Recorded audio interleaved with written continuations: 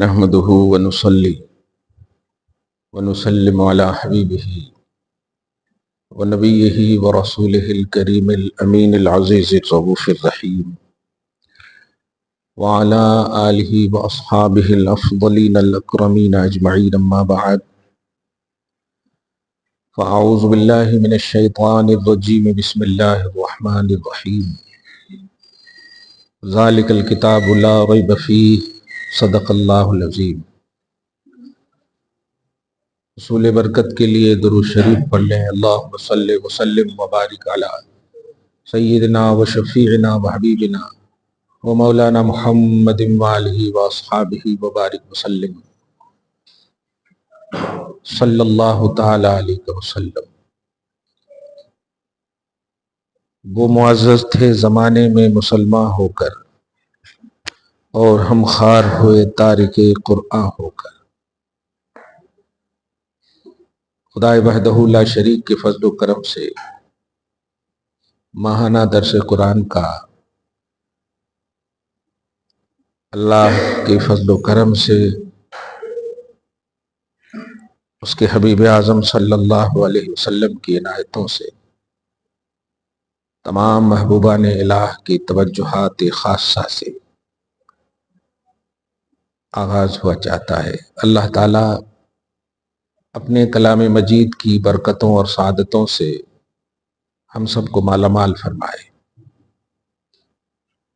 قرآن مجید اللہ کا عربی کلام ہے، یعنی کسی بھی لینگویج کو سمجھنے کے لیے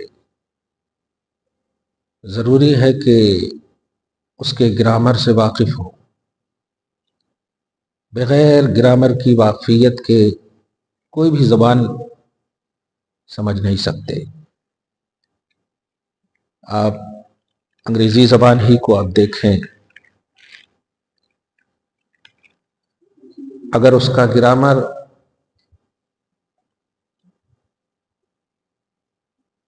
رہنے دے بیٹھو ٹھیک ہے اگر اس کا گرامر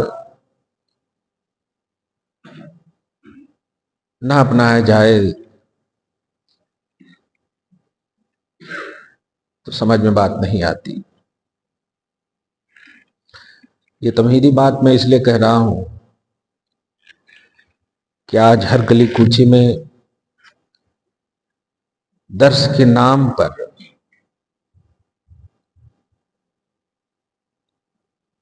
مس ایکسپلینیشن، یعنی صحیح ترجمانی نہیں کرنا. چونکہ سوشل میڈیا ہے، چاہ کر بھی لوگ چھپائیں گے تو نہیں چھپ پائیں گے. اللہ کا کلام ہے، اور سب اگر سمجھ جائے اس کلام کو تو نبی کو بھیجنے کی ضرورت کیا ہے؟ سب اس کلام کو سمجھ جائے تو نبی کو بھیجنے کی ضرورت کیا ہے؟ نبی کے وارث ہی قرآن پاک کو سمجھ سکتے ہیں. صحیح ہے نا؟ باپ کی وراثت سب کو نہیں ملتی، جو حقدار ہوتا ہے اسی کو ملتی ہے. صحیح ہے نا؟ پورے محلے والے نیکوکار کیوں نہ ہو، لیکن وراثت کا حقدار صرف اس کے اولاد ہے، اس کے اپنے ہیں. نبی علیہ الصلوۃ والسلام پر قرآن نازل ہوا، یہ اللہ کا کلام ہے. گویا کلام الہی کا وارث اللہ نے نبی کو بنایا، اور نبی نے علماء کو بنایا.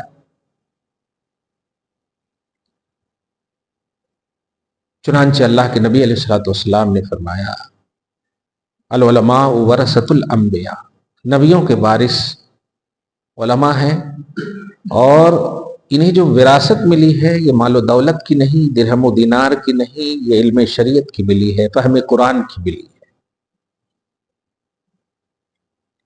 اس کا صاف مطلب یہ ہوا کہ قرآن فہمی اور قرآن کو سمجھنے کا سب سے بیسکلی چیز ہے رسول پاک صلی اللہ علیہ وسلم کی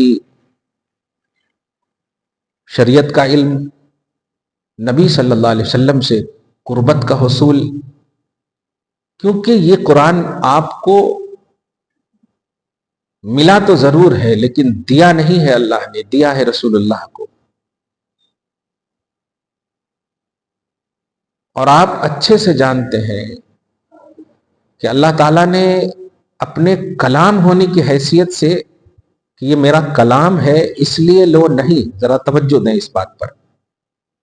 کلام تو توریت، انجیل، زبور سب ہے اللہ کا،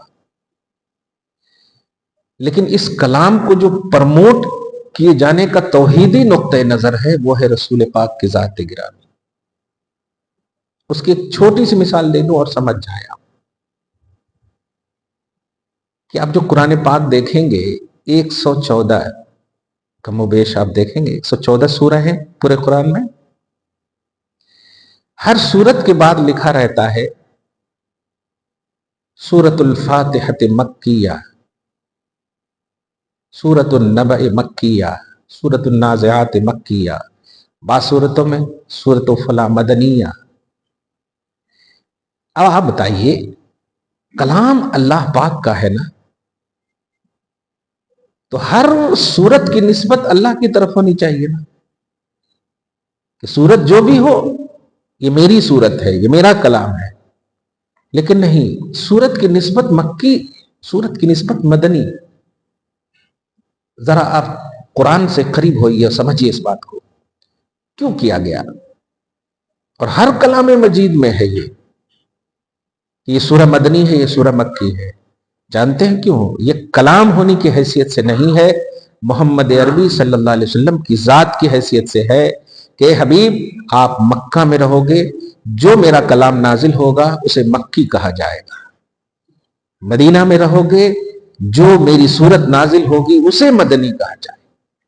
تو یہ نسبت جو اللہ تعالیٰ نے اپنے کلام کی بنیاد پر نہیں دی ہے، نسبت محمدی کی بنیاد پر دی ہے. کلیئر بات ہو گئی؟ اس کا مطلب صاف اور واضح ہے کہ اللہ کا خود منشا ہے کہ یہ قرآن سمجھو لیکن میرے نبی سے سمجھو.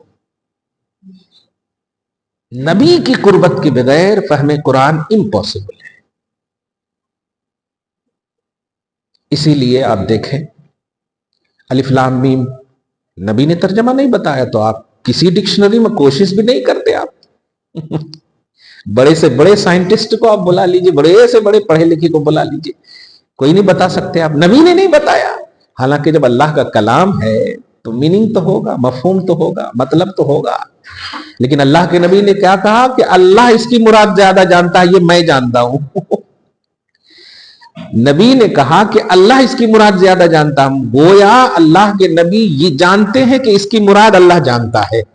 مراد خدا کو بھی نبی جانتے ہیں. سبحان اللہ. خدا کی مراد کیا ہے میں کہہ رہا ہوں کہ اس کی مراد اللہ ہی جانتا ہے. سبحان اللہ. اس سے میں قریب یہ کر رہا ہوں کہ سورۃ القمر میں 2-3 آیتیں کریمہ ہے. ایک ہی آیت ہے 2-3 جگہ پہ. وَلَقَدْ يَسَّرْنَا الْقُرْآنَ لِلذِّكْرِ فَهَلْ مِن مُدَّكِرٍ پڑھے ہوں گے کئی بار سورہ قمر میں. اب اس کا اردو میں ترجمہ جو کیا جاتا ہے نا، قرآن آسان ہے، بس اتنا بول کر کے. بہت تکلیف ہوتی ہے کہ ماڈرن زمانے میں اس طرح کا مس ایکسپلینیشن، اور لوگ بھی قریب ہو رہے ہیں، یہ اور زیادہ تکلیف دہ بات ہے.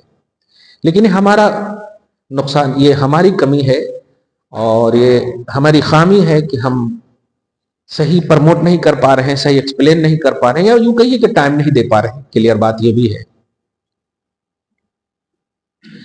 اب ایگزیکٹ ترجمہ دیکھیے وَلَقَدْ يَسَّرْنَا الْقُرْآنَ لِلذِّكْرِ فَهَلْ مِن مُدَّكِرٍ. اس کا ترجمہ ہے وہ مانے اور لقد مانے بے شک، تحقیق کے، یسرنا ہم نے آسان کیا، یسرنا آسان کیا، القرآن قرآن کو، للذکر ذکر کے لیے. اب یہاں تک میں کیا سمجھا؟ قرآن کس کے لیے آسان ہے؟ سمجھنے کے لیے کہا اللہ نے؟ نہیں، ذکر کے لیے آسان ہے.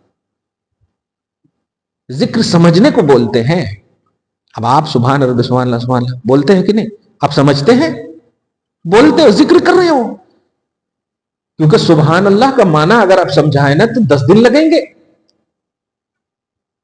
صرف سبحان اللہ کا معنی، اس کے اندر اتنے گرامر ہیں، مگر آپ ذکر کرتے ہیں، ذکر اور ہے، بغیر سمجھے ہوئے کرنے کو ذکر کہتے ہیں۔ اور قرآن پاک جو ہے وہی کہہ رہا ہے کہ یہ قرآن ذکر کے لیے آسان ہے، یعنی پڑھو آسان ہے، یاد کرو آسان ہے۔ دیکھیے نا چھوٹے چھوٹے بچے کو سورہ فاتحہ یاد ہے، اب ذرا اس سے مطلب پوچھئے تو نہیں یاد ہے، مفہوم یاد نہیں ہے۔ تو یاد کرنے کے لیے آسان ہے، یہ قرآن کا بہت بڑا معجزہ ہے کہ اللہ نے اس کے اندر یاد کا جو عنصر ہے یہ غالب رکھا ہے، کہ کوئی بھی ہو غریب امیر نہیں دیکھتا، بلکہ سب سے زیادہ تو غریب بچے ہی یاد رکھتے ہیں۔ غریب و نادار طلبہ جو مدرسے کے ہوتے ہیں سب سے زیادہ تو اسی کو یاد ہے، پڑھے لکھے بڑے بڑے پیسے والے کو تو یاد ہی نہیں، 4 سورہ یاد ہو تو بڑی بات ہے۔ یاد کرنے کے لیے قرآن آسان ہے۔ اب ان 3-4 جگہ میں سورہ قمر میں دیا جاتا، آیت نمبر بول دیا جاتا، ورس نمبر بول دیا جاتا، پریشان ہو جاتے قرآن کے نام پر آپ ہم سب، ہرے قرآن میں سمجھنے کے لیے آسان ہے۔ اب یہ جملہ بول کر جب آپ محفل سجاتے ہیں نا، تو قرآن کی جو عظمت ہے، جو اس کا لیول ہے، ایک دم ایزی ہو جاتا ہے۔ ارے کیا جی تو آسان ہے، یہ دیکھیے اگر قرآن اتنا ہی آسان ہوتا تو آپ ہم کو اگر کوئی پتھر مار دے، سر پھوٹتا کہ نہیں؟ 5 کلو کا پتھر اگر سر پہ مار دے اور کہیں اچھے رگ پہ لگ گئے تو مر ہی جاتے۔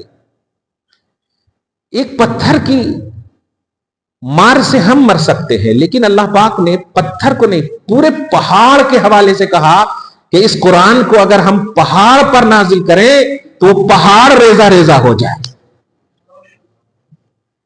یہ ہے عظمت قرآن اور یہ ہے فہم قرآن، یہ ہے گہرائی قرآن۔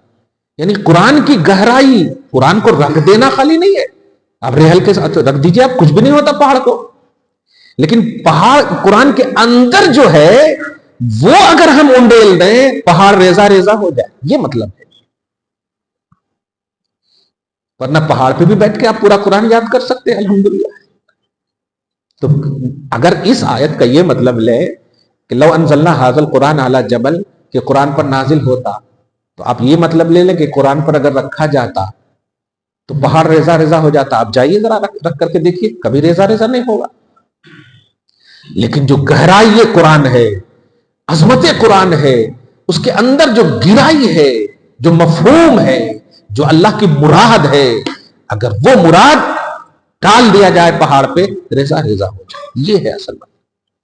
اب اگر اس آئینے میں قرآن کا درس لیں گے تو آپ الحمدللہ، ارے واہ واہ بہت بڑی کتاب ہے بھائی، بڑی کتاب ہے، یہ ایک ذہن بنے گا۔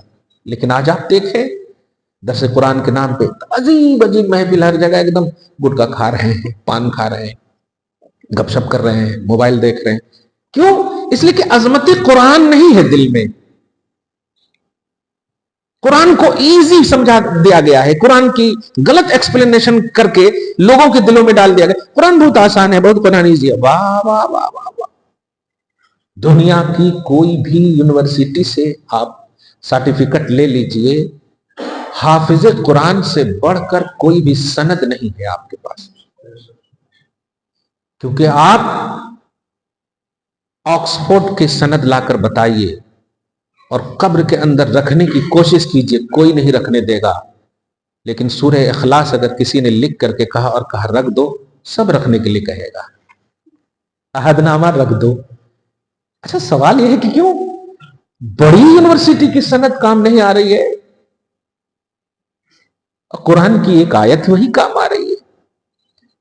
زمین میں جب دفنایا جائے گا نا حافظ قرآن، تو بہت بڑی بات کہہ رہا ہوں، صرف سورہ یاسین اگر آپ کے اندر ہے نا، تو مشکاۃ شریف کی حدیث ہے کہ اے زمین خبردار اس کے سینے کو مت کھانا، اس کے سینے میں سورہ یاسین ہے۔ لوگ نبی تک کہاں جا رہے ہیں کہ مر کر مٹی میں مل گئے معاذ اللہ۔ ایک عام انسان کے سینے میں اگر سورہ یاسین اور صحیح العقیدہ ہے وہ، تو زمین کو آرڈر ہے خبردار نہیں کھا سکتے آپ۔ کیوں؟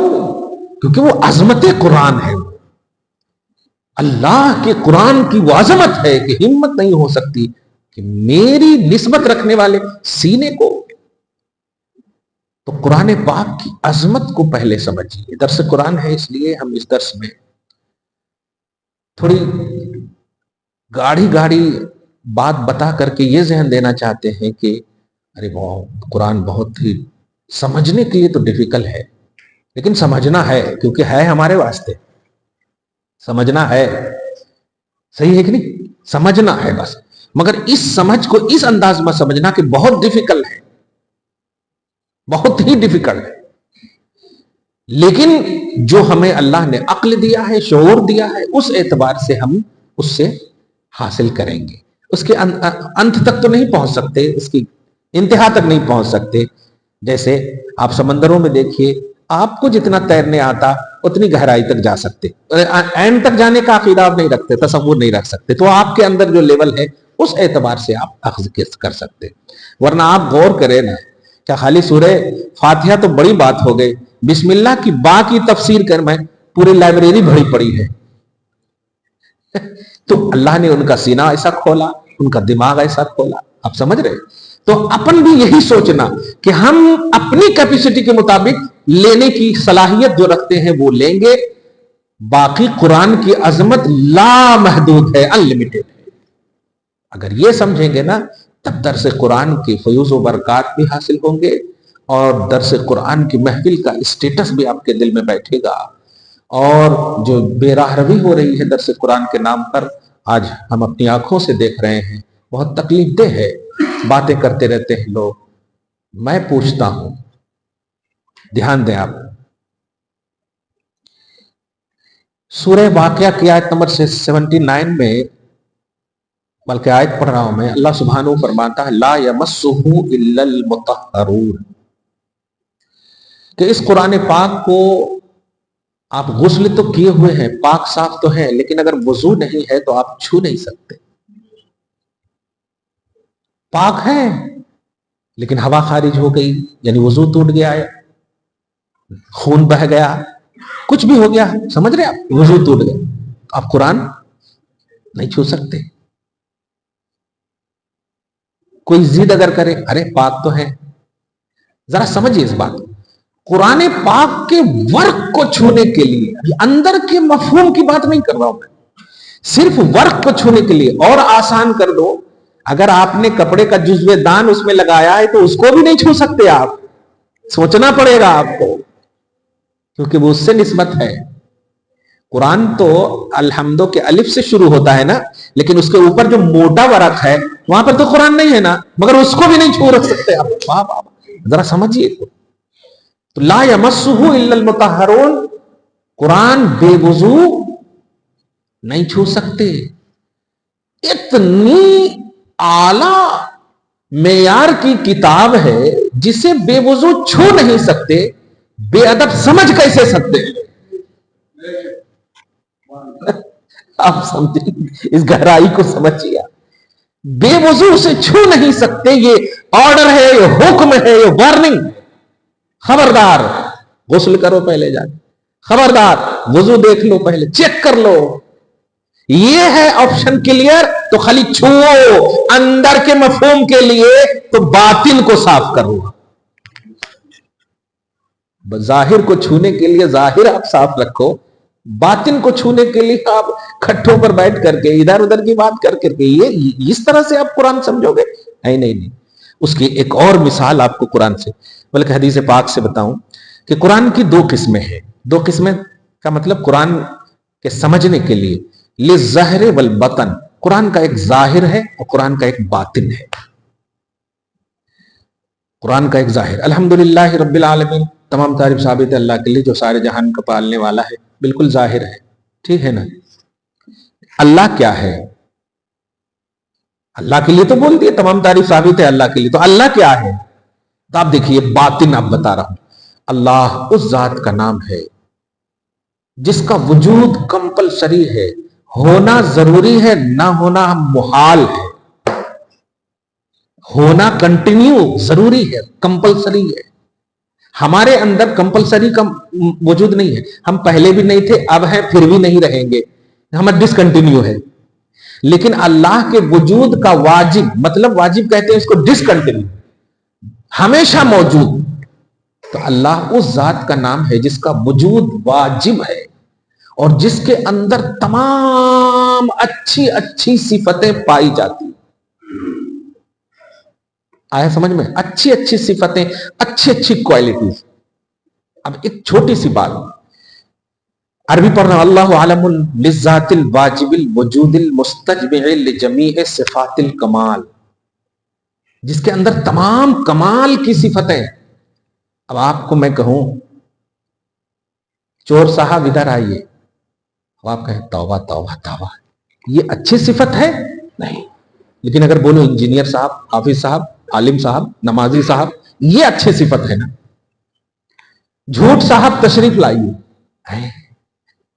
اب آپ ذرا غور کیجئے اور عقیدہ کو محسوس کیجئے. آپ کہیں گے کہ یہ میری اچھی صفت ہے؟ نہیں، جھوٹ اچھی صفت نہیں.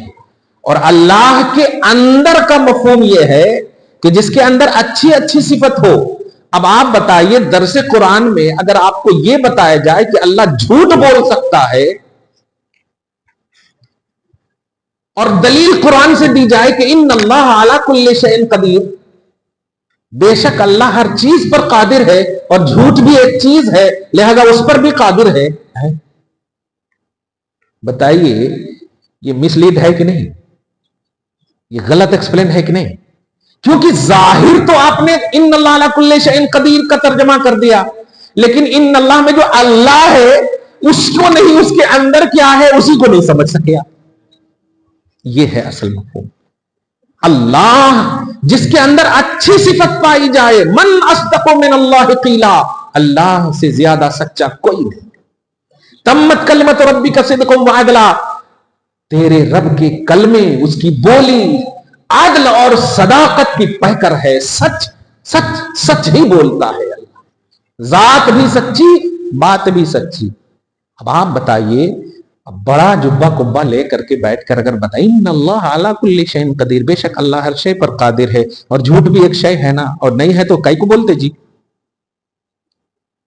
اچھا ایک اور لاجک دیکھیے، بندہ جھوٹ بولتا ہے، ہاں، اللہ اگر جھوٹ نہ بولے تو بندہ کی قدرت بڑھ جائے گی اور اللہ کی قدرت گھٹ جائے گی. ان اللہ لا حول ولا قوت. یہ لاجک سمجھیے آپ،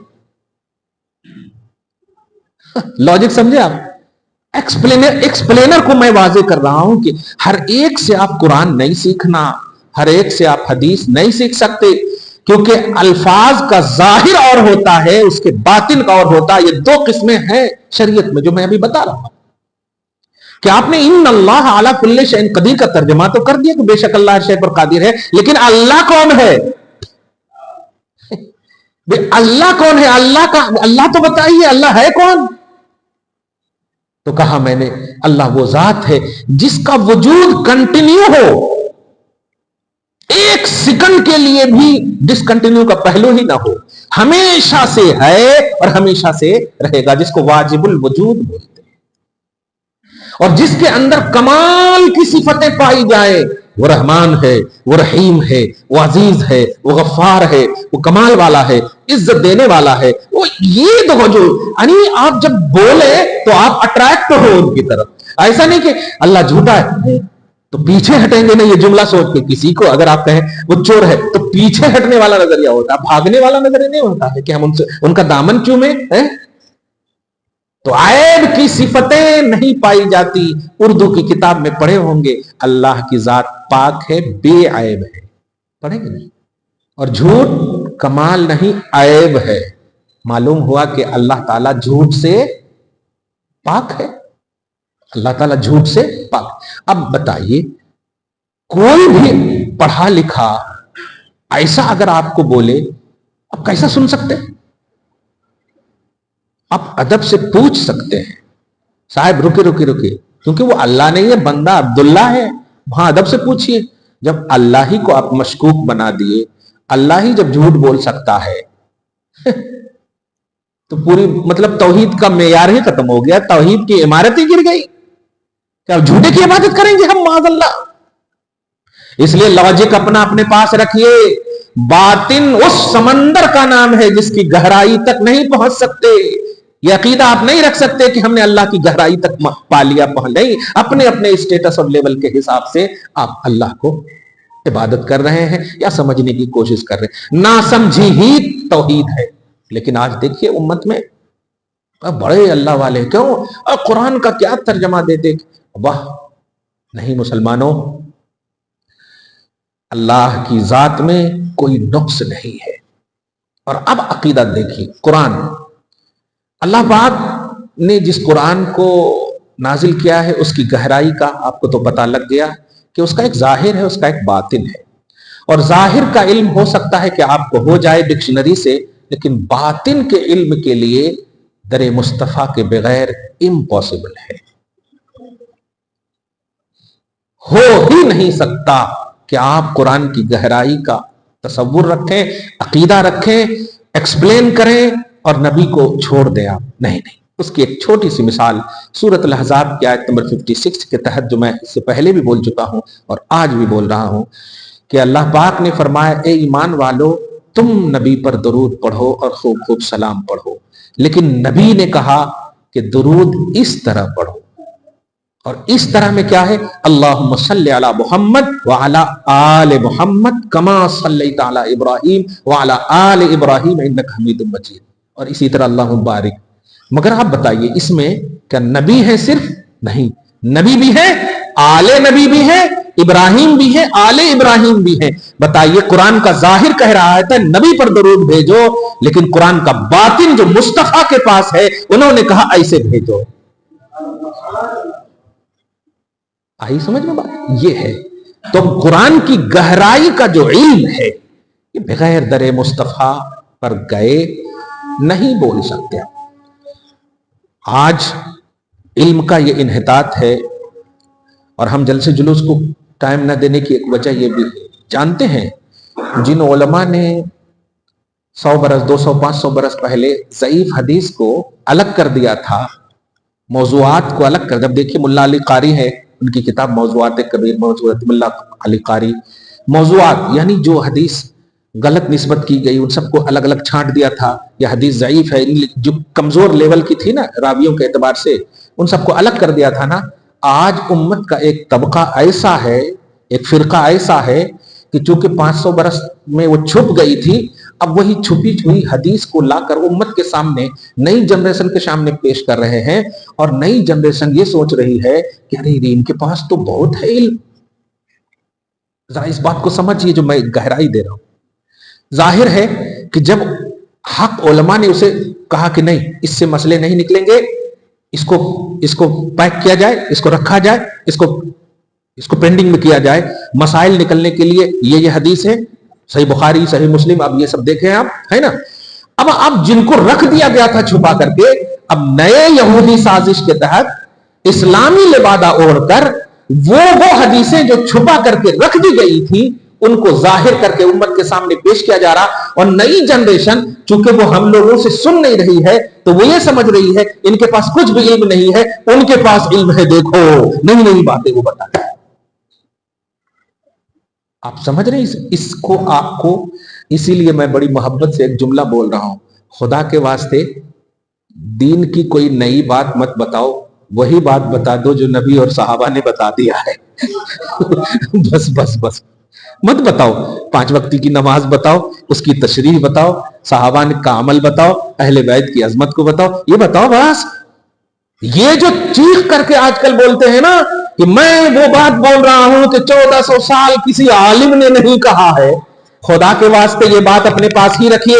جو 1400 سال کے علماء نے کہا ہے وہی بات بولیے آپ، وہی بات بولیے آپ. یہ دین میں جو بدعتیں ہو رہی ہیں نا، اور نئی جنریشن نئی بات سمجھ کر کے اسے ایک دم ہو کیا بات ہے، وہ ہے، یہ ہے، وہ ہے. ہاں سڑک توڑ کر سڑک بنانے والے لوگ بڑے نظر آ رہے ہیں. درود شریف پڑھیں، اللہم صلی علی محمد وآل محمد وبارک وسلم صلی اللہ تعالی علیہ وسلم. آپ کا گھڑا بھرا ہوا ہے، آپ پانی پلائیے. جن کے گھڑے بھرے نہیں ہوتے ہیں نا وہ چھلک چھلک کرتا ہے وہ گھڑا. صحیح ہے. اس لیے آپ نبی والی جماعت ہیں، صحابہ والی جماعت ہیں، اور اہل بیت کی جماعت ہے، الحمدللہ۔ اللہ تعالیٰ آپ کے سینے کو سلامت رکھے۔ میں دو بات جو بتایا ہوں کہ قرآن کی گہرائی کے لیے، قرآن کی حقیقت علم کے لیے، قرآن کے فہم کے لیے، قرآن کی ریئلٹی کے لیے، قرآن کی صحیح عظمت کے لیے در مصطفیٰ کے بغیر کوئی بھی بات کر رہا ہو ہمیں قبول نہیں ہے۔ اسی لیے ایک دم چھوٹی سی بات آپ کو مثال کے طور پر اور سمجھاؤں۔ الف لام میم نبی نے اس کا ترجمہ نہیں کیا، بڑے سے بڑے مجدد بھی اس کا ترجمہ کرنے سے قاصر ہیں۔ قاصر کا مطلب نہیں کر رہے۔ یہ ہے مصطفیٰ کی محبت کا کہ آپ اپنے علم کو پیدل کر دیجئے، اپنی تھنکنگ کو پیدل کر دیجئے جو تھنکنگ نبی سے ریلیٹڈ نہیں ہے۔ بڑے سے بڑے پروفیسر بن جائے، نبی نے کہا ہے تب آپ اسے ایکسپلین کر سکتے ہیں آگے، اور اگر اس کے خلاف اگر آپ کہہ رہے ہیں تو آپ کوئی بھی ہو جاتے لیکن نبی والے نہیں ہو سکتے۔ اس لیے ہمارے تمام خاص طور سے شریعت، طریقت اور معرفت جو کچھ بھی ہمارے پاس موجود ہے اس کا بیس قرآن کی ریئلٹی، اور قرآن کی ریئلٹی کا بیس صاحب قرآن محمد الرسول اللہ صلی اللہ علیہ وسلم ہے۔ اب ان دونوں کو اگر میں کہوں تو اب جو مین بات کہنے جا رہا ہوں وہ یہ ہے کہ کسی کی بات کو سمجھنے کے لیے ذات کو بلیو کرنا ضروری ہوتا ہے۔ صحیح ہے نا؟ ابھی آپ ہم بیٹھے ہیں، کیوں بیٹھے ہیں؟ سب سے پہلے آپ نے مجھے محسوس کیا کہ ہاں یہ ہو سکتا ہے تھوڑا بہت صحیح بولیں گے، ہے نا؟ تو اگر آپ یہ سوچ لیں ارے نہیں یہ صحیح نہیں بولتا تو آپ فوراً راستہ ناپ لیں گے، کلیئر بات ہے۔ تو بات کی معتبریت جو ہے ذات کے ڈیپینڈ ہے۔ ذات اگر معتبر ہے تو بات معتبر ہے، کلیئر ہے؟ ذات اگر اوتھنٹک ہے تو بات بھی اوتھنٹک ہے۔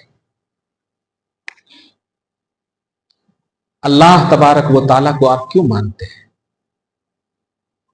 کیونکہ اللہ کی ذات بڑی عظمت والی ہے، لیکن بڑی عظمت والی ہے یہ عقیدہ آپ کیسے رکھے اور کیوں رکھے؟ تو اس کے محبوب محمد رسول اللہ صلی اللہ علیہ وسلم نے بتایا ہے۔ اب آپ اس لفظ پہ غور کریں، اللہ بہت بڑا ہے۔ پورا ایک دن 24 گھنٹہ میں ایک دم یہی کہہ رہا ہوں کہ آپ یہی کہتے ہو، اللہ بہت بڑا، اللہ بہت بڑا، بہت بڑا۔ 24 گھنٹے جب ہو جائے تو ایک لفظ پوچھوں گا، کس نے کہا اللہ بہت بڑا ہے؟ تو اب دوسرے 24 گھنٹہ آپ ایک دم بولتے محمد رسول اللہ نے کہا ہے، رسول اللہ نے کہا ہے۔ سوال یہ ہے کہ اللہ کی معتبریت آپ کے دل میں ڈالنے والی ذات کو آج اپنی محفل سے کیوں نکال دیے ہیں؟ اور جس محفل میں اس کا ذکر ہو رہا ہے اس محفل کو ریجیکٹ کرنے کا کیوں نظریہ پیش کیا جا رہا ہے؟ جنہوں نے خدا کو دل میں ڈالا، جنہوں نے قرآن کی عظمت دل میں ڈالا، کیوں پڑھتے ہیں نماز میں درود ابراہیمی؟ درود ابراہیمی صرف نبی نے بتایا نہیں، سورہ احزاب کی آیت نمبر 56 نازل ہوئی، اس کے بیک گراؤنڈ میں بتایا ہے نبی نے کہ اس آیت کا جو ظاہر دیکھ رہے ہو نا وہ الگ ہے، اس آیت کا باطن میں بتا رہا ہوں، اور آج ساری جماعت کے لوگ پڑھتے ہیں کہ نہیں درود ابراہیمی؟ اب اس کا بیک گراؤنڈ کیا ہے؟ نبی ہے بیک گراؤنڈ۔ تو نبی کبھی بھی ہماری توحیدی محفل سے، ہمارے شریعت کی محفل سے، یا کوئی محفل ہی نہیں سج سکتی ہے نبی کے بغیر۔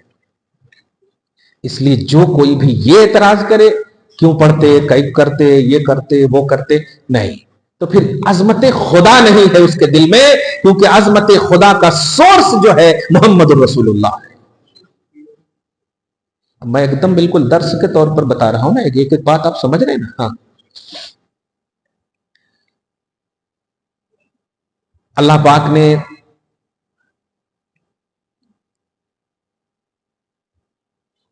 نبی صلی اللہ علیہ وسلم کو اپنی توحید اور اپنے کلام کا اعتماد بتایا ہے۔ آپ ہم بلیور ہیں، صحیح ہے، مومن ہیں، الحمدللہ، لیکن کسی بھی ذات کو اگر دشمن بھی قبول کرے، فار ایگزامپل آپ ہیں، ٹھیک ہے، اور آپ کے چند دشمن ہیں اور میں آپ کا دوست ہوں، دشمن کے سامنے باتیں ہو رہی ہو، گفتگو ہو رہی ہو، اور اچانک دشمن بول پڑے، دیکھو بھائی جھگڑے اپنی جگہ پر، اختلاف اپنی جگہ پر، لیکن کردار کا بڑا اچھا انسان ہے، اب ذرا غور کیجئے، آپ کردار کا بہت ٹھیک آدمی ہے، کرپشن نہیں ہے اس کے پاس، ہمارے سے جھگڑا ہے وہ الگ ہے، ہمارا نظریہ الگ ہے، مطلب دشمن بھی آپ کے کردار کی گواہی دے دے تو پھر آپ اپنے دوستوں میں معتبر ہیں تو دوستی کی بنیاد پر ہیں، لیکن دشمن میں اگر معتبر ہیں تو یہ اوتھنٹک اعتبار ہے، یہ بہت بڑا آتھرائز ہو گیا، بہت بڑی عظمت ملی ہے آپ کو۔ اب بس اس بات کو سمجھیے کہ کسی بھی محفل میں نبی نہ ہو اور وہ محفل دینی کیسے ہو سکتی ہے، ذرا اس بات کو سمجھیے۔ یہ ابو جہل اور اخنس بن شریک کے حوالے سے میں نے اس سے پہلے ہی بتایا تھا، اور اشارہ کر رہا ہوں سورۃ الانعام کی آیت نمبر 33 کے تحت۔ اخنس بن شریک بھی دشمن رسول ہے، اور ابو جہل کو تو آپ جان رہے ہیں۔ اخنس بن شریک پکا گستاخ رسول ہے، تنہائی میں دونوں بیٹھا ہوا ہے اور ڈسکس کر رہا ہے ایک دوسرے سے، اچانک اخنس بن شریک نے کہا کہ ابو جہل نہیں، وہ لوگ تو ابو الحکم کہتے تھے، سید وادی کہتے تھے، حضور آپ بتائیے محمد کے بارے میں آپ کی کیا رائے ہے؟ دونوں سمجھیے دشمن ہے، اور میں نے ابھی 4-5 منٹ کہا تھا آپ سب بلیور ہیں الحمدللہ، مسجد میں آنے کی جرأت نہیں، سعادت کرتے ہیں آپ، کیوں؟ بلیور ہیں، مومن ہیں، کسی سے کوئی انٹری کی ضرورت نہیں ہے لینے کی اجازت کی، تو ذرا سوچئے وہ بلیور نہیں بلکہ گستاخ ہے، اپوز آف اسلام، قرآن حدیث کے مخالف دشمن۔ لیکن اخنس بن شریک نے ابو جہل سے کہا کہ آپ بتائیے محمد کے بارے میں، تو ابو جہل نے ایک جملہ کہا تھا، اور اس جملے کی بنیاد پر یہ پیار محبت کا تھوڑا ماحول لائیے سماج میں، معاشرے میں، ایسے ہی دشمنوں کو موقع مل رہا ہے، ہماری بنیاد پر ایک مت ہوئیے، نبی کی بنیاد پر ایک ہو جائیے، بنیاد نبی کو یار، عمارت گھٹ ہو یار، پھر اس کے بعد آسمان تک آپ چھت ڈالیے نا، پلر کمزور مت کیجیے، دین کے پلر محمد الرسول اللہ ہے، مضبوط پلر، کہ اگر یہ نہ ہوتے تو نماز نہیں ملتی، حج نہیں ملتا، زکوٰۃ نہیں ملتی، کچھ نہیں ملتا، اس پلر کو دین کا سب سے اعلیٰ ستون سمجھو آپ۔ تو اخنس بن شریک نے جیسے ہی پوچھا تو ابو جہل کا جملہ سنیے، اور اپنے بلیور ہونے میں اگر کچھ گڑبڑی ہے تو آج کے بعد سے اسے فارمیٹ کیجئے، ختم کیجئے، اس کو ڈیلیٹ کیجئے۔ عربی کا جملہ ہے واللہ ان محمدن لصادق، اے اخنس تو نے کردار محمدی کا سوال کیا ہے، ہمارا جھگڑا وہ کچھ اور کا جھگڑا ہے، ہمارا جھگڑا وہ مسئلہ ہے کہ یہ بنو اسحاق میں کیوں نہیں آئے، یہ بنو اسماعیل میں کیوں آ گئے، یہ ہمارا نسلی جھگڑا ہے، ہمارا نسلی جھگڑا ہے، اسٹیٹس کا نہیں۔ سنو، خدا کی قسم بے شک محمد سچے ہیں۔ کہ کس نے کہا بتائیے؟ دشمن اسلام نے، اس لفظ پہ غور کریں، دشمن اسلام نے محمد کو اپنی محفل میں پوزیٹیوٹی کے ساتھ بیان کیا ہے، اور آج اسلام کا لبادہ اوڑھ کر کے اپنی مجلس میں اعتراض کا عنوان دے رہے ہو کہ یہ نہیں کرنا چاہیے، یہ نہیں کرنا چاہیے، یہ نہیں کرنا چاہیے۔ وہ دشمن کی محفل ہے، مگر دشمن کی محفل میں بھی مصطفیٰ پوزیٹیو نظر آ رہے ہیں، آپ سمجھیں اس بات کو۔ اس لیے کوئی بھی محفل ایسی ہو ہی نہیں سکتی جس میں محمد عربی صلی اللہ علیہ وسلم نہ ہو، وہ دینی محفل ہو ہی نہیں سکتی۔ کٹر دنیا دار بھی محمد رسول اللہ کا ذکر کیے بغیر اپنے آپ کو انکمپلیٹ سمجھ رہا۔ آپ کیسے بلیور ہیں، کیسے مسلمان ہیں؟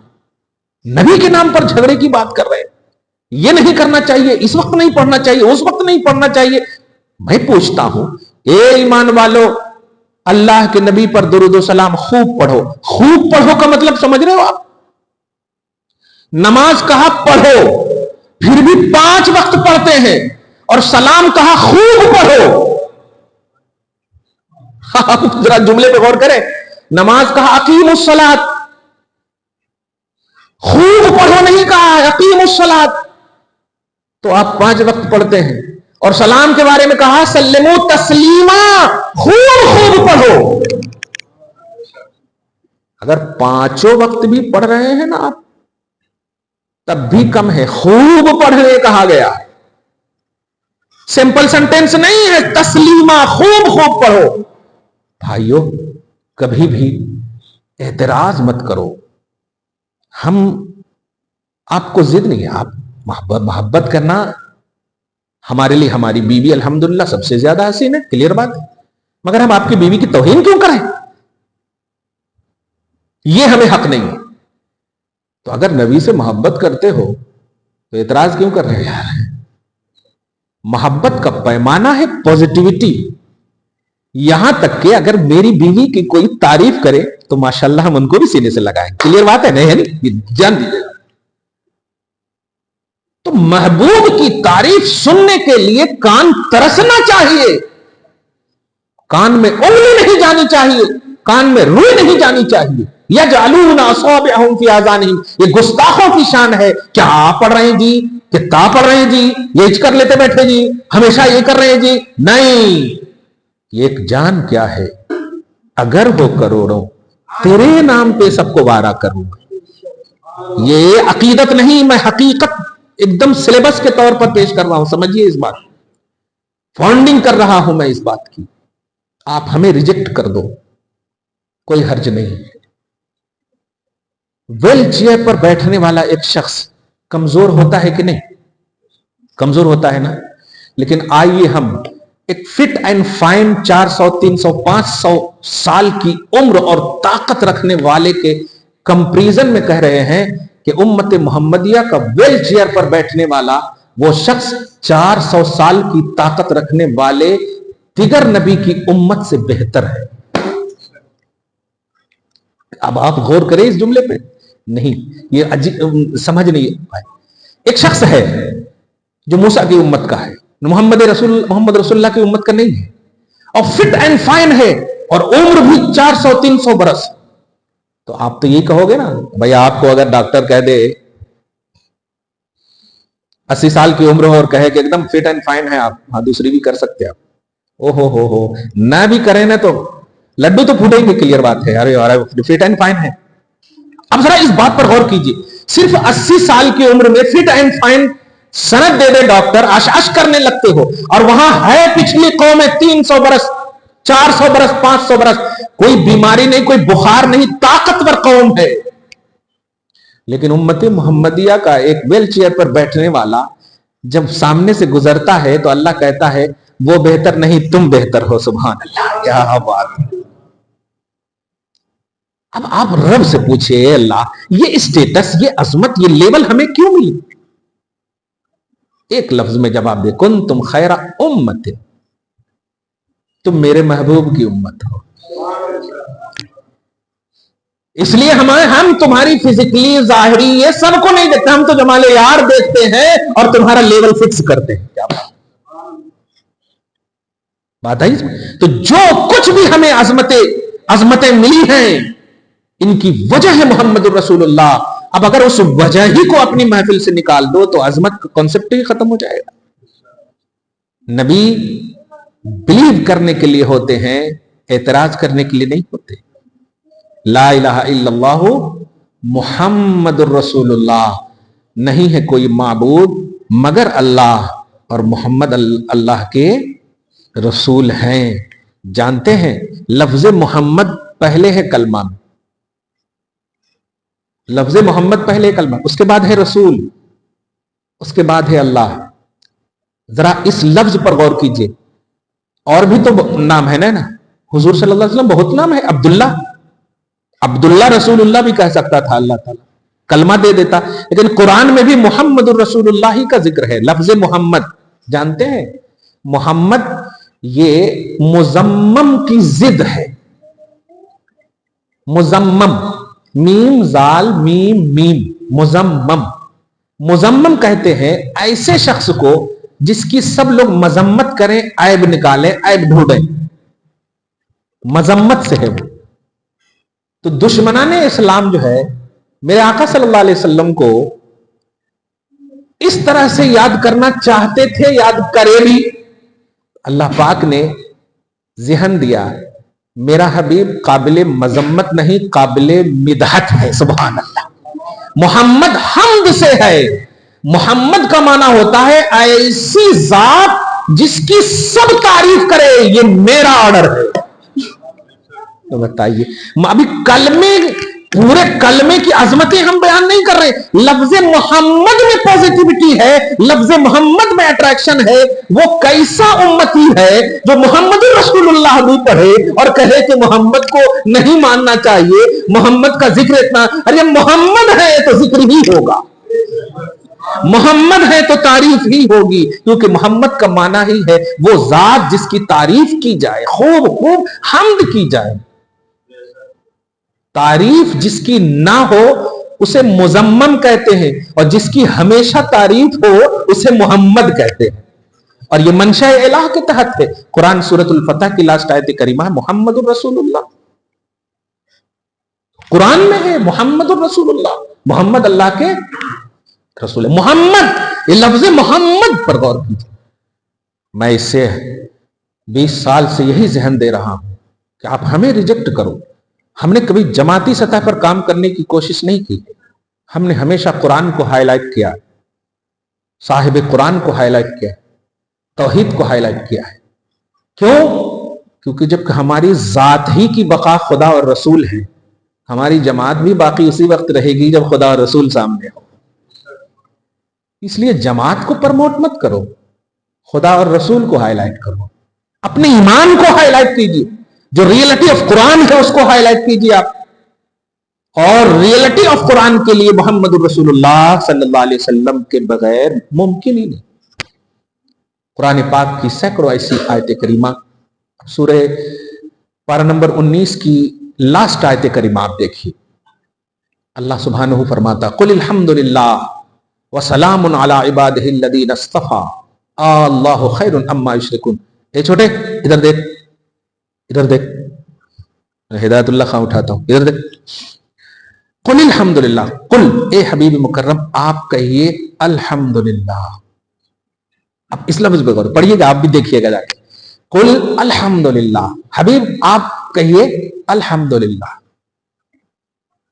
अब अल्लाह हबीब को कहेगा और अल्लाह, आप सोच रहे हैं, अब ऑटोमेटिक जो सवाल होता है ना वो मैं कर रहा हूं, क्यों मौला, क्यों पढ़ो अल्हम्दुलिल्लाह? सही है। तो उसी के बाद देखिए, सलामुन अला इबादिहिल्लज़ीना इस्तफ़ा, सलाम हो मेरे उस बंदे पर जिसको मैंने चुन लिया है, यानी सलाम हो आपके गुलामों पर।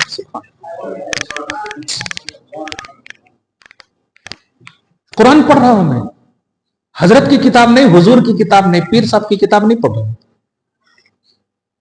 कुल अल्हम्दुलिल्लाह वस्सलामुन अला इबादिहिल्लज़ीना इस्तफ़ा, इस्तफ़ा माने चुन लिया, सेलेक्ट कर लिया। अल्लाह कह रहा हबीब अल्हम्दुलिल्लाह पढ़िए, मैं सलाम भेज रहा हूं आपके गुलामों पर। बड़ी तकलीफ होती है, दिल से कह रहा हूं, जब नबी पर सलाम पढ़ने पर एतराज करते हैं ना लोग, तकलीफ होती है। अल्लाह तो कह रहा हबीब आपके गुलामों पर मैं सलाम पढ़ रहा हूं। क्या बात है। और गुलामी कब हासिल होगी आपको? जब आका पर आपने इतना सलाम पढ़ा कि फिर अल्लाह की तरफ से आपको सलामती का उन्वान दे दिया गया। सलामुन अला इबादिहिल्लज़ीना इस्तफ़ा, सलाम है मेरे उस बंदे पर जिसको मैंने चुन लिया। आगे बड़ी बहस हो सकती है। उसके बाद अल्लाहु खैरुन अम्मा युश्रिकून, क्या अल्लाह बेहतर है या मुशरिक बेहतर है? अब जरा इस वक्त कुछ तवाजुन ही समझ में नहीं आ रहा। हबीब आप कहिए अल्हम्दुलिल्लाह, सलाम है मेरे उन बंदों पर जिनको मैंने चुन लिया, क्या अल्लाह बेहतर है या मुशरिक? कुछ समझ में आया? कितनी टॉपिक है इसके अंदर। हबीब आप कहिए अल्हम्दुलिल्लाह, सलाम है आपके गुलामों पर, अल्लाह बेहतर है या मुशरिक? इसका मतलब यह हुआ कि नबी की गुलामी जिनको हासिल होती है वो अल्लाह का उन्वाने सलामती बन जाता है, और उसे जहन दे रहा है अल्लाह ताला, मुशरिक की तरफ अब ध्यान भी मत दो, मेरी जानिब से कंटिन्यू तुम्हें सलामती मिलेगी। गोया मुस्तफा के गुलामों को अल्लाह पाक ने ये सनद दे दी है कि अब तुम्हारे पास न शिर्क आ सकता है, न बिदअत आ सकती है, और कुछ भी नहीं आ सकता, बस गुलामी का पट्टा सलामत रखना, गुलामी का। इबाद मेरे उन बंदों पर जिनको मैंने चुन लिया, और हबीब को कहा सलाम। अब इसको एक हदीस पाक से समझिए आप। ज्यादा टाइम तो नहीं हुआ ना? हाँ, और कितने मिनट करूं?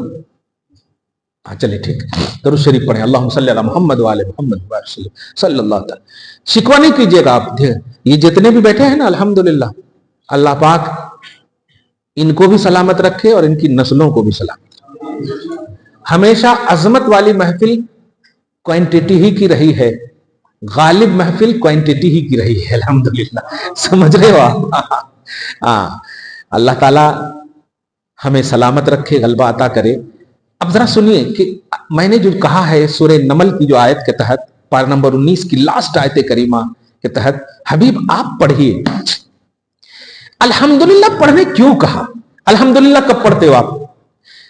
खाना खाने से पहले या खाना खाने के बाद? हाँ, खाना खाने से पहले बिस्मिल्लाह पढ़ते आप। सही है कि नहीं? हाँ, अल्लाह के नाम से, वाला बरकतिल्लाह। हाँ ना जी, तुम भी पढ़ते, पढ़ना। अब अगर जब खा लेते हैं तब कहते अल्हम्दुलिल्लाह, है नहीं? अल्हम्दुलिल्लाह, इसका मतलब ये हुआ कि आपको जो नेमत मिलती है ना, नेमत जो मिलती है, आपको जनरली तौर पर ये बता रहा हूं, वरना हम्द मद शुक्र एक अलग उन्वान है, लेकिन नेमत के मुकाबले में नेमत जब मिलती है, तो जैसे अब बच्चा पैदा हुआ, बेटा हुआ, अल्हम्दुलिल्लाह, बेटी अल्हम्दुलिल्लाह। आजकल तो खैर बेटी हुई तो आई कर रहे हैं, अब अल्हम्दुलिल्लाह नहीं पढ़ रहे हैं। हाँ, तलाक का कागज क्या बेवकूफ कहीं की नहीं। अगर औरत के अंदर पैदा करने की सलाहियत होती, बेटा तेरे से शादी क्यों करती, अपने से पैदा करके रखती?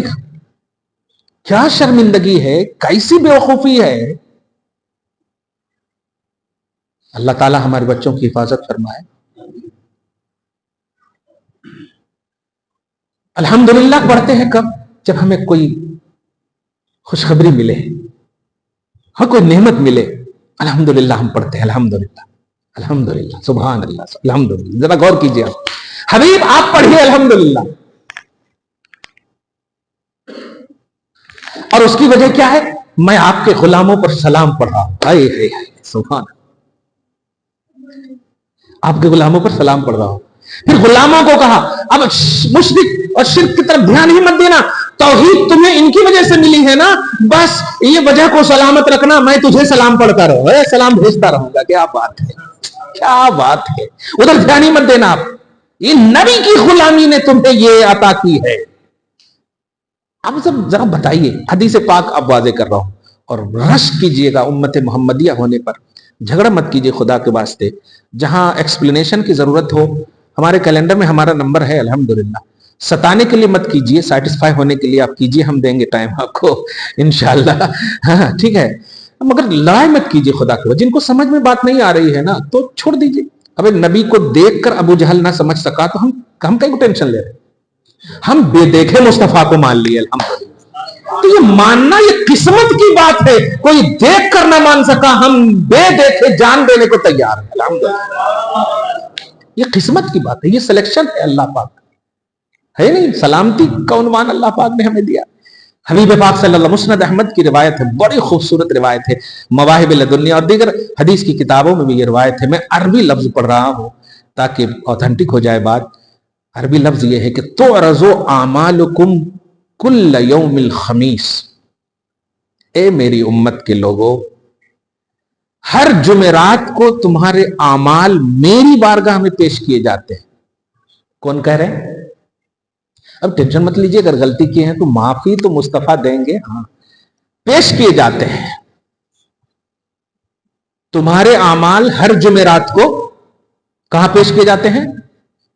माशाल्लाह, हुजूर की बारगाह। हाँ हाँ, अच्छा, अल्लाह ताला सब जानता है कि नहीं? कई को पेश कर रहा है? वो सब जान रहा है कि नमाज पढ़े, नमाज का बदला कबूल हुई नहीं हुई, सब जान रहा है वो। मगर समझिए इन निस्बत मोहम्मदी के स्ट्रांगनेस को समझिए। सुभान अल्लाह, आपको जो कुछ भी मिला है ना, اللہ سے ملا ہے، لیکن جس وجہ سے ملا ہے اس وجہ کا نام ہے محمد رسول اللہ. ملا اللہ ہی سے ہے اور ملے گا بھی اللہ سے، لیکن ملنے کی وجہ محمد رسول اللہ. نبی علیہ الصلوۃ والسلام فرماتے تمہارے اعمال میری بارگاہ میں ہر جمعرات کو پیش کیے جاتے ہیں. اتنی بات ہو گئی نہیں، آگے سنیے. اگر وہ اعمال اچھے ہوتے، ان کان حسنا حمدت اللہ، اگر وہ اچھے ہوتے ہیں نا تو میں الحمدللہ پڑھتا ہوں. سورہ نمل کو ذرا محسوس کیجئے گا. حبیب آپ الحمدللہ پڑھیے. اب میں اپنے آپ کے غلاموں پر سلام پڑھ رہا ہوں. سبحان اللہ. نبی کیا کہہ رہے ہیں کہ تمہارے اعمال میری بارگاہ میں پیش کیے جاتے ہیں، اگر عمل اچھا ہوتا ہے تو میں الحمدللہ پڑھتا ہوں. اللہ نے کہا مصطفیٰ کو الحمدللہ پڑھی. آپ کے غلاموں پر میں سلام بھیج رہا ہوں، الحمدللہ پڑھیے. خدا کی جانب سے سلام آنا مصطفیٰ کے الحمدللہ پڑھنے کی دلیل ہے. میں اشارہ کر رہا ہوں، ہو سکتا کیچ کر لیں آپ. گویا مصطفیٰ کی بارگاہ میں صلاۃ و سلام پڑھنے والے اللہ کی توحید، یعنی اے میرے حبیب الحمدللہ آپ پڑھیے جو آپ پر سلام پڑھتے ہیں. آپ سمجھے اس بات کو؟ اللہ کا یہ آرڈر ہے، اللہ کا یہ حکم ہے، میرے حبیب الحمدللہ پڑھیے. اور نبی کہہ رہے ہیں تمہارے اعمال پیش کیے جاتے ہیں. اس سے آپ کو ایک ذہن دے رہا ہوں میں کہ یہ نہیں کرنا، یہ نہیں کرنا، یہ نہیں کرنا، یہ نہیں کرنا، یہ نہیں کرنا، اس وقت نہیں کرنا، اس وقت نہیں کرنا. یہ نئے کرنا نہیں پیش کیے جاتے ہیں، کرنا پیش کیے جاتے ہیں. اس لیے آپ کو کرنا ہے. اب آپ یہ بھی سمجھ گئے ہوں گے جو کہہ رہے ہیں نہیں کرنا، وہ نہیں چاہتے ہیں کہ آپ کے گردن میں نبی کی غلامی کا پٹا ہو. لیکن نبی کہہ رہے ہیں تمہارے اعمال پیش کیے جاتے ہیں، تمہاری نماز نہیں، تمہارے حج اور زکات نہیں، اعمال. اور اعمال کا جو اسٹرانگنس ابھی دیکھا، سلام اللہ بھیج رہا ہے، ثواب عطا کر رہا نہیں کہا، سلام بھیج رہا ہے. اس لفظ سلام پر غور کریں آپ.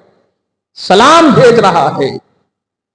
نماز میں ثواب کیوں نہیں، اللہ پاک نے یہ کیوں نہیں رکھا تحیات میں، تحیات للہ والصلوات والطیبات الثواب علیک یا ایھا النبی، بول ثواب ہو آپ پر اے میرے نبی. لیکن السلام علیک، یہ لفظ سلام کو محسوس تو کیجئے. بھائی آپ جب تک سلامت نہیں رہیں گے مطمئن ہو کر کھانا کھائیں گے؟ آپ اگر ڈر ہو کہ اوپر سے بم گرنے والا ہے تو آپ کہاں سے کھائیں گے؟ سلامتی مین ہے. تو اللہ نے اپنے محبوبوں، اپنے نبی کے غلاموں پر سلام بھیجا. اس بات کی دلیل ہے کہ غلاموں نے حق ادا کیا غلامی کا. نبی کے لیے نماز تو نہیں پڑھ سکتے آپ، کلیئر بات ہے. نماز تو آپ کو خدا کے لیے پڑھنا ہے نا، اور نماز کا ثواب ملتا، سلام کا جواب سلام ہی سے ملتا. آپ سلام کرو گے تو ہم بھی سلام ہی کریں گے جواب میں. تو اللہ نے سلام بھیجا، اس کا مطلب سلام بھیجا گیا ہے. ہم ان پر سلام بھیج رہے ہیں جو آپ پر سلام بھیج رہے ہیں. سبحان، آپ پڑھیے الحمدللہ. تمہارے اعمال ہر جمعرات کو میری بارگاہ میں پیش کیے جاتے ہیں. خدا کے واسطے 24 گھنٹے میں ایک بار تو ضرور پڑھا کرو آپ، قسم خدا کی. کون بول رہے ہیں چھوڑ دو ان کو، کہ میرے اعمال پیش کیے جاتے ہیں. بابا تو اپنے اعمال کی فکر کر. اور جب پیش کیے جاتے ہیں کہتے ہیں اگر عمل اچھا ہو تو میں الحمدللہ پڑھتا ہوں. اور آگے تو مصطفیٰ کی خیر خواہی اور غم خواری کا اندازہ ہی نہیں لگا سکتے. کہتے وَإِن كَانَ غَيْرَ ذَلِكَ، اور اگر عمل اچھا نہیں کرتے ہو نا تو میں اللہ سے تمہارے لیے گناہ کی معافی مانگتا ہوں، اور تم پر میرے آقا کی عنایت نہ سہی. منکرو کلمہ پڑھانے کا بھی احسان گیا. سوال یہ ہے عبادت آپ کر رہے ہیں، عمل آپ کر رہے ہیں، نبی کیوں الحمدللہ؟ خدا نے کہا میرے حبیب غلام عمل کرے، अल्हम्दुलिल्लाह की सनद आप पेश करो, कबूल मैं करूंगा। सुभान। और अगर अमल अच्छा नहीं है तो मेरे हबीब आप मांगो माफी, मैं उनको माफ कर दूंगा। और हुआ भी ऐसा। सूरह निसा की आयत नंबर 64 में देखिए कि लोग अगर गुनाह कर लें, वो मेरे पास डायरेक्ट ना आए, आपकी बारगाह में आए और आप भी रिक्वेस्ट करें, तो अल्लाह तौबा भी कबूल करेगा, रहम भी करेगा, उनके गुनाहों को भी माफ कर देगा। देखा आपने, इसका मतलब यह हुआ कि हमारा रिश्ते इबादत, हमारा रिश्ते अमल, हमारा कुल रिश्ते का जो बेस है, बल्कि रिश्ते की कबूलियत का जो बेस है, वो मोहम्मद रसूलुल्लाह है सल्लल्लाहु अलैहि वसल्लम। और ये मंशा तौहीद है, ये हमारी अकीदत की किताबों से नहीं है, ये तौहीद का ये मंशा है। खुदा खुद चाहता है कि मेरा हबीब साइन करे आपके अमल पर, वरना मैं तो जानता ही हूं कितने पानी में हो। मैं तो जानता, आलिमुल गैब व शहादा मैं तो हूं, है ना, मैं तो जानता ही हूं, मगर मैं चाहता ये हूं कि हबीब साइन करे। हबीब करे, यार देख तू बीमार व्हील चेयर पे है, फिर भी मैं तुझे बेहतर कह रहा हूं, तेरी वजह से नहीं, हबीब की वजह से, हबीब की वजह से। एक हदीस पढ़ करके मुकम्मल करो। सूरह मायदा की आयत नंबर 118। अजान कब है? अच्छा, अरे हाँ, रुकी, इसको, ये बड़ी अच्छी हदीस है। हाँ, पता नहीं फिर जिंदा रहेंगे कि नहीं। रोज सोते हैं ना बिस्मिक का मुंह तो वाहिया, मतलब ये बात बड़ी अच्छी है। ये बताइए